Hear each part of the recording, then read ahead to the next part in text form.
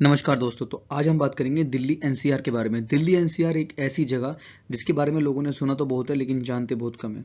तो आज मेनली हम 5 चीज़ों के बारे में डिस्कस करेंगे। पहला, दिल्ली एनसीआर क्या है। दूसरा, दिल्ली एनसीआर की ज़रूरत क्या पड़ी। तीसरा, प्रोमिनेंट सिटीज़ कौन कौन सी है दिल्ली एनसीआर में। चौथा, 2041 का प्लान जिसमें दिल्ली एनसीआर को पूरी तरीके से मॉडिफाई किया जाएगा। कुछ शहर इंक्लूड किए जाएंगे, कुछ शहर एक्सक्लूड किए जाएंगे। और पांचवा, दिल्ली एनसीआर का एक छोटा सा कंपैरिजन पाकिस्तान के साथ, to know where we stand in comparison to Pakistan in terms of GDP and in terms of population. So let's get started.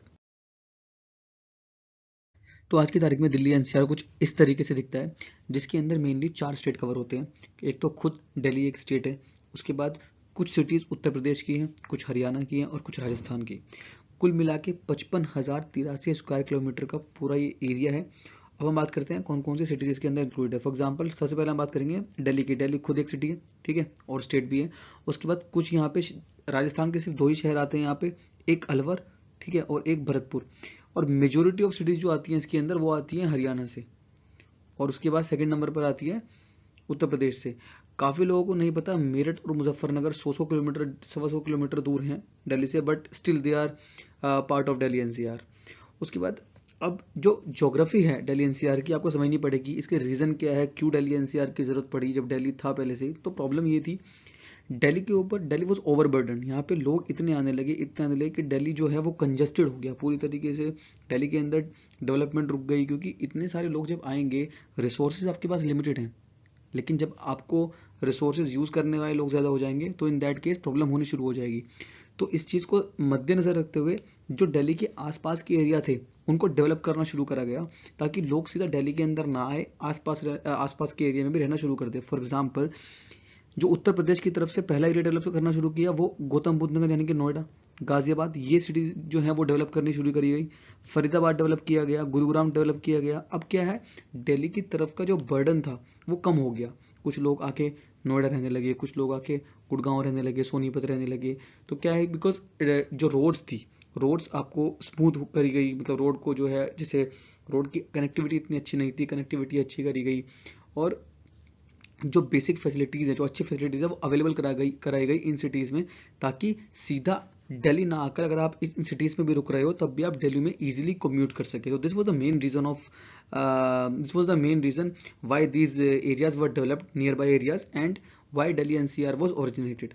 और अगर हम कारणों की बात करें तो सबसे बड़ा कारण तो माइग्रेशन ही है। बिकॉज कहीं के भी लोगों, उत्तर प्रदेश, मध्य प्रदेश, आंध्र प्रदेश, बिहार, लोग दिल्ली के अंदर बहुत आ रहे हैं। उस टाइम पे बहुत लोग आ रहे थे, अब तो आसपास के एरिया में रहने लगे हैं, लाइक नोएडा, गुड़गांव, बट उस टाइम पे सबसे ज़्यादा लोग दिल्ली के अंदर ट्रेवल करते थे।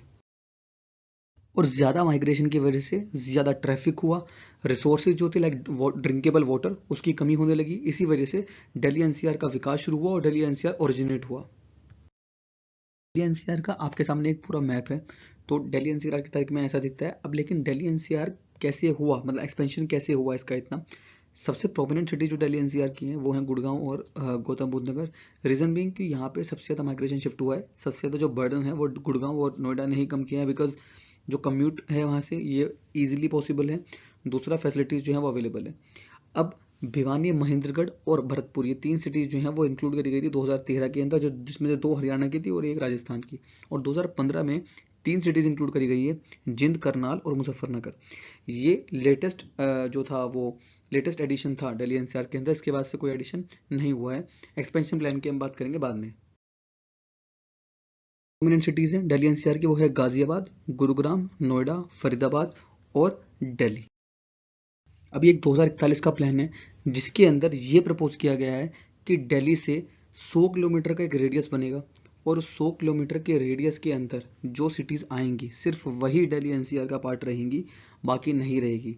इसका ड्रॉबैक एक है राजस्थान के ऊपर, बिकॉज राजस्थान के 2 सिटीज़ भरतपुर और अलवर दोनों ही 100 किलोमीटर के बाहर आती हैं दिल्ली के। तो ये दोनों सिटीज़ 2041 में जाके दिल्ली एनसीआर का पार्ट नहीं रहेगी, बिकॉज ऑफ देयर डिस्टेंस। क्योंकि यहाँ पे 100 किलोमीटर में जो सिटीज़ हैं सिर्फ वही इंक्लूड करी जाएंगी। ये एक प्रपोजल है।